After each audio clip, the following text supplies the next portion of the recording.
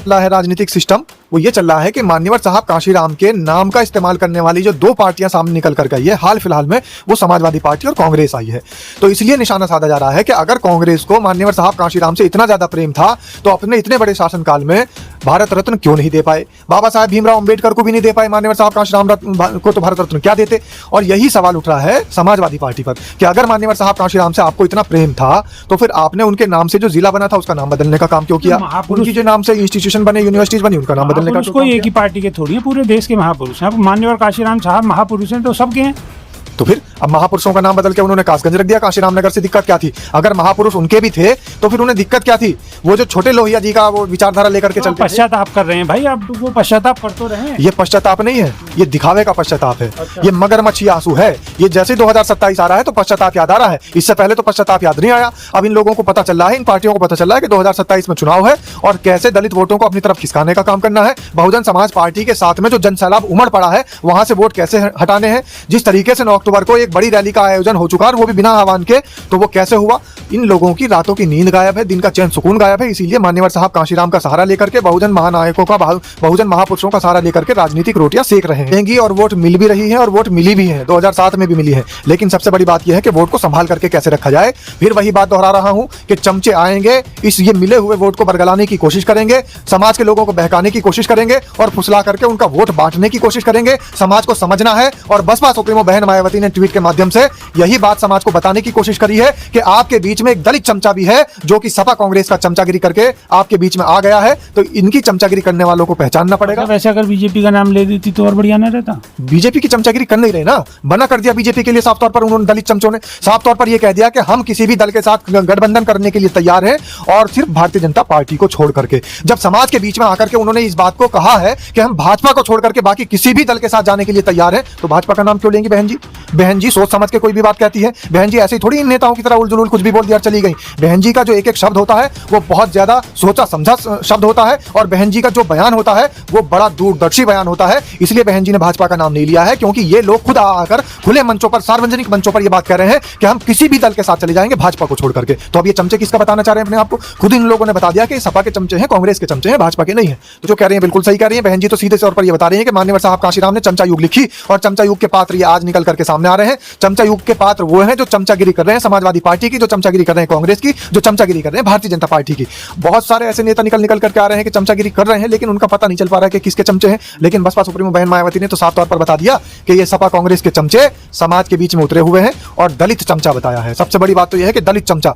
अब दलित चमचा कौन है? बहुत सारे लोगों ने अंदाजा लगा लिया है और जो लोग अंदाजा नहीं लगा पा रहे हैं वो समझ लीजिए कि हमारे महापुरुषों का नाम लेकर के हमारे समाज के नाम पर ठगी करने वाले, हमारे समाज के महान व्यक्तित्वों का नाम लेकर के समाज को बरगलाने वाले और दलित ही हमारे ही समाज के लोग हैं जो चमचे बने हुए हैं सपा कांग्रेस के। मान्यवर साहब का नाम तो सभी ले रहे हैं आजकल, सबको वोट चाहिए। वही तो मैं बार बार बता रहा हूं कि नाम तो ले रहे हैं, लेकिन मान्यवर साहब कांशीराम की पार्टी का साथ नहीं दे रहे। मान्यवर साहब कांशीराम की पार्टी के उत्तराधिकारी का साथ नहीं दे रहे। मान्यवर साहब कांशीराम के आदर्शों का साथ नहीं दे रहे। मान्यवर साहब कांशीराम के सिर्फ नाम का दिखावा कर रहे हैं। उनके नाम पर अगर कोई जिला बन जाता है तो उसका नाम बदल देते हैं। उनके नाम का तो इस्तेमाल कर रहे हैं, राजनीतिक वोट पाने के लिए सिर्फ नाम का इस्तेमाल कर रहे हैं। क्या हाल चाल है? सब ठीक है? बहुत बढ़िया, बहुत बढ़िया। अपना और अपने को ख्याल रखो और जब टाइम मिले तो वीडियो जरूर देखो। कैसी देख, बेकर ब्रेक बगल लाग लपेट, बिल्कुल देसी अंदाज में। मैं विपिन बेबाक और मेरे साथ पत्रकार शादाब रिजवी। जय हिंद, जय भीम, सत श्री अकाल, आदाब। मेरा नाम है शादाब। शादाब रिजवी। बसपा सुप्रीमो बहन मायावती ने सवाल उठाए हैं और सवाल सिर्फ सपा और कांग्रेस पे उठाए हैं, बीजेपी पे फिर सवाल नहीं उठाए। अब लोग पूछ रहे हैं कि ये क्या बात है, बीजेपी पे सवाल क्यों नहीं उठा रही बहन जी? क्या कहोगे?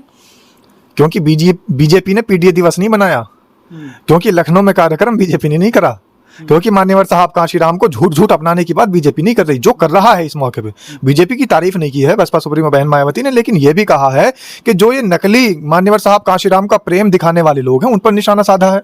तो सीधे तौर पर यह बता दिया है और लगातार दर्शकों को, हमारे समाज के तमाम साथियों को हम भी बताते चले आ रहे हैं कि समाज में कुछ ऐसे लोग हैं जो कि कहीं ना कहीं चमचा बने हुए हैं। हालांकि मैं बहुत पहले भी चमचा युग के बारे में लोगों को बता चुका हूं। बसपा सुप्रीमो बहन मायावती ने आज वही ट्वीट में उसी किताब का जिक्र किया है मान्यवर साहब कांशीराम की, जो उन्होंने वो किताब लिखी थी चमचा युग, और उसी किताब का हवाला देते हुए चमचा युग का जिक्र करते हुए उन्होंने बताया है कि दलित समाज के जो चमचे हैं, जो सपा कांग्रेस की चमचागिरी कर रहे हैं, तो ये वो चमचे हैं जो कि गठबंधन के लिए समाजवादी पार्टी के पास आतुर होते घूम रहे हैं। बहुत सारे लोग तो अभी कयास लगा रहे हैं कि आखिर बसपा सुप्रीमो बहन मायावती ने चमचा किसे कहा, लेकिन चमचा कहते ही, हालांकि नाम नहीं लिया कि चमचा कौन है, लेकिन कयास, कौन है, लेकिन कयास लगने शुरू हो गए। मैं क्या बता दूं, मीडिया, तमाम सारे चैनलों ने, बहुत सारे सोशल मीडिया प्लेटफॉर्म ने चंद्रशेखर का नाम लेना शुरू कर दिया। भाई बहन जी ने तो चंद्रशेखर को चमचा नहीं कहा, लेकिन लोगों ने फिर भी अंदाजा लगाना शुरू कर दिया कि कांग्रेस सपा का अगर कोई चमचा है तो चंद्रशेखर रावण है।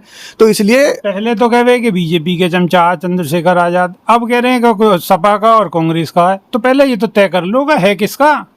कभी भी नहीं कहा कि भारतीय जनता पार्टी का चमचा है, बीजेपी का तो प्लांट किया हुआ व्यक्ति है, बीजेपी ने तो बना रखा है, समाज के अंदर छोड़ रखा है। अब उसे चमचा किसका बनना है? चमचा उसको सपा और कांग्रेस का ही तो बनना पड़ेगा, क्योंकि दलित समाज का, बहुजन समाज का जो वोट बैंक ज्यादातर है वो किसके पास है? कांग्रेस के पास। बीजेपी ने छोड़ रखा है सपा और उनके चमचा है।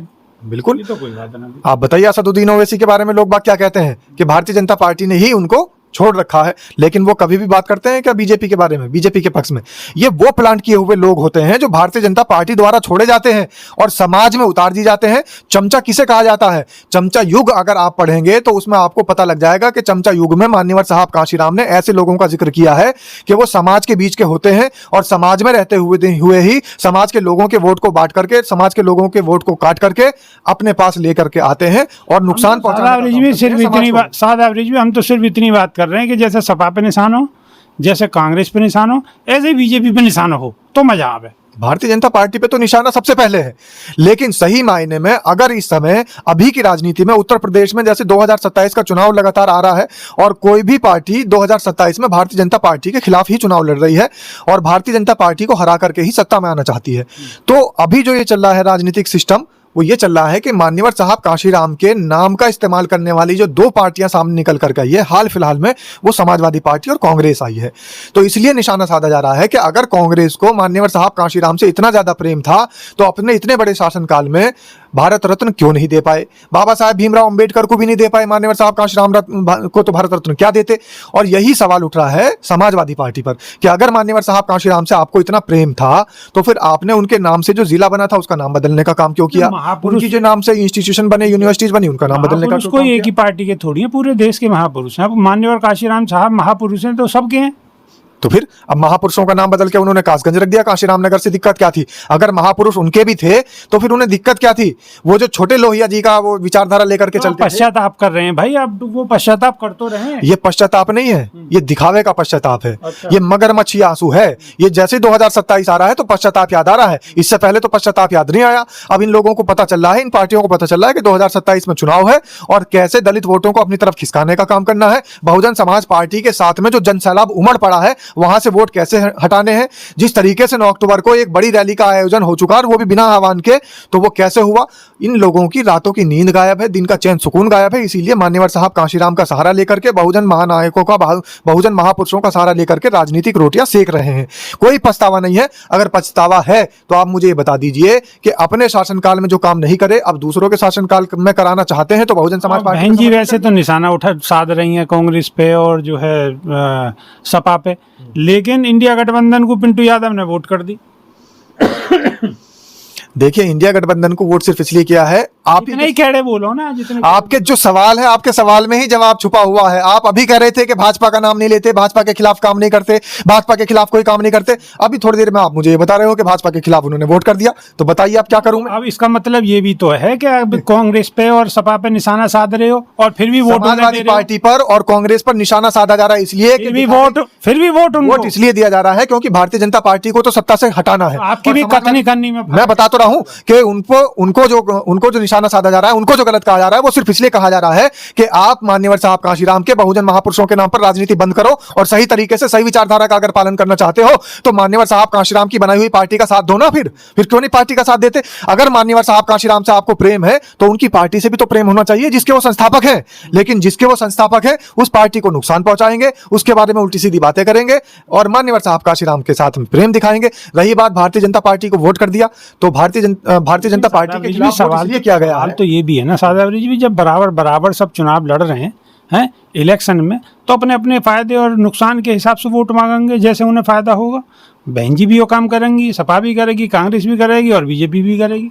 तो इसमें दिक्कत क्या है? बिल्कुल करना चाहिए, लेकिन अब आपकी विचारधारा कहाँ चली गई? अब आपके महापुरुष कहाँ चले गए? अब आप बहुजन समाज पार्टी के संस्थापक का नाम क्यों ले रहे हैं? आप अपने पार्टी के संस्थापक के नाम पर क्यों नहीं चुनाव लड़ पा रहे? आप अपनी पार्टी के संस्थापक जो जिस विचारधारा को लेकर के चलते थे, उस विचारधारा के ऊपर चुनाव क्यों नहीं लड़ पा रहे हैं? इसका मतलब साफ तौर पर यह बताया जा रहा है समाज को कि इनके महापुरुषों की विचारधारा कहीं ना कहीं बनाई हुई विचारधारा है, और असली विचारधारा आगे लोग तो यूं भी कह रहे हैं कि मान्यवर साहब का पेटेंट थोड़ी करवा लिया है। तो मान्यवर साहब कांशीराम का पेटेंट नहीं कराया तो उनकी पार्टी का भी तो सपोर्ट करिए। फिर जब मान्यवर साहब कांशीराम से आपको प्यार दिखाना है तो फिर आप जाकर के पार्टी का भी समर्थन कर दीजिए। उन्हीं की बनाई हुई पार्टी है, उत्तराधिकारी उन्होंने मायावती को बनाया है, तो उनकी जो उत्तराधिकारी है उसका समर्थन करिए, उनकी पार्टी का समर्थन करिए, उनकी विचारधारा का समर्थन करिए, तो सही मायने में सही प्रेम झलक करके आएगा। और आप सिर्फ नाम से प्रेम कर रहे हैं, ना तो उनकी पार्टी से प्रेम है, ना उनके उत्तराधिकारी से प्रेम है, ना उनकी विचारधारा से प्रेम है। तो सिर्फ मलाई चाटने वाली राजनीति है, मलाई नहीं चाटी जाएगी इस बार विभाग जी। समाज को बहका करके मान्यवर साहब कांशीराम का नाम बता करके सिर्फ मलाई नहीं चाटने दी जाएगी। अब लोग यूं कह रहे हैं कि बहन जी कहें तो रामलीला और कोई कहे तो दंगल। बहन जी जो कह रहे हैं बिल्कुल सही कह रही हैं। बहन जी तो सीधे तौर पर ये बता रही हैं कि मान्यवर साहब कांशीराम ने चमचा युग लिखी, और चमचा युग के पात्र ये आज निकल करके सामने आ रहे हैं। चमचा युग के पात्र वो हैं जो चमचागिरी कर रहे हैं समाजवादी पार्टी की, जो चमचागिरी कर रहे हैं कांग्रेस की, जो चमचागिरी कर रहे हैं भारतीय जनता पार्टी की।